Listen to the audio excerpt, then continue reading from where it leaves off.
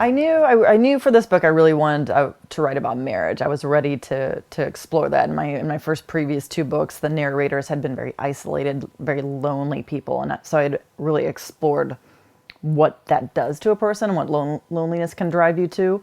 And I wanted to go the other way, and that idea of marriage, if it goes wrong, what that can drive you to, and what those dynamics look like, and when it starts going wrong, how wrong it can go, and what that means. So for me, I knew it was going to be a mystery in which the wife goes missing, and you have to kind of start wondering what really was going on in that marriage.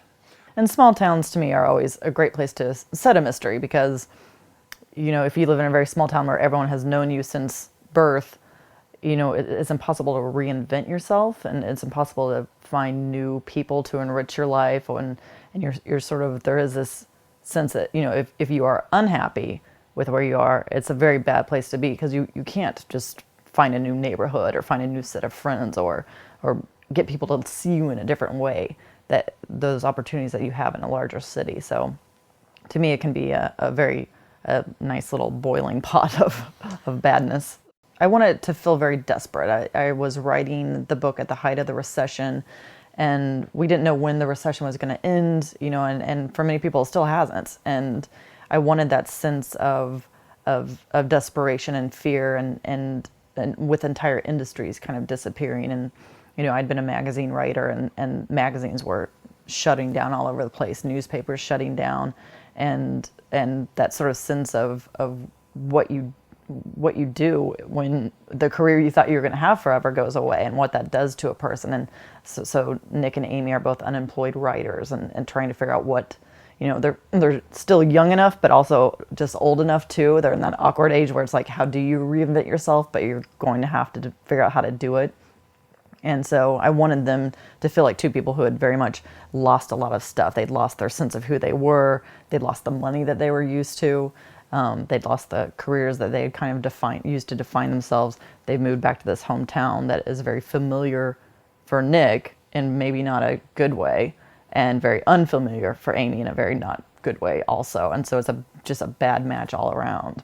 I wrote for a pop culture magazine for 10 years. I'm the daughter of a film professor. I've always loved movie and TV and music. And in my previous two books, there aren't too many references. And this one, once I decided to make Nick a pop culture junkie like myself, it was kind of fun to be able to sprinkle all those different strange references throughout it. And Amy the line that she gets wrong is actually that comes straight from me. I was singing that incredibly like a top voice. She takes my hat and puts it on the top shelf, and my friend was like, "What are you singing? What does that mean?" And that was my explanation. I was like, "Well, we assumed the book would do fine. I knew I liked the book, but that doesn't mean that it's going to translate to anyone else. We weren't sure.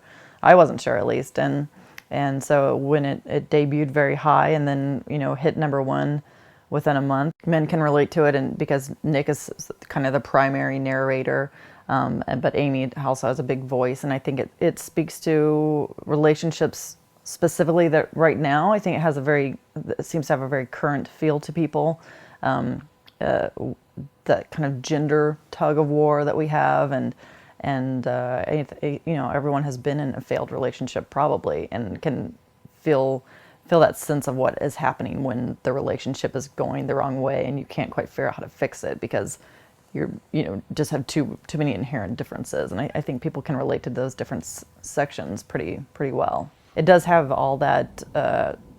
You can dig down into more than just the mystery and more than the twists, and actually use it as a way to talk about your relationships. And I hear from a lot of people that certain things struck a chord, and that it helped kind of articulate how men and women interact, or how people in long-term relationships interact, and the different little weird power plays and give and take and ebb and flow of any sort of long-term relationship. And I think people can pull things out of that, and the gender differences, the way men see things and the way women see things, and it gives us a kind of a good vocabulary to talk about our own relationships and what they mean and how we interact and how close to home it feels.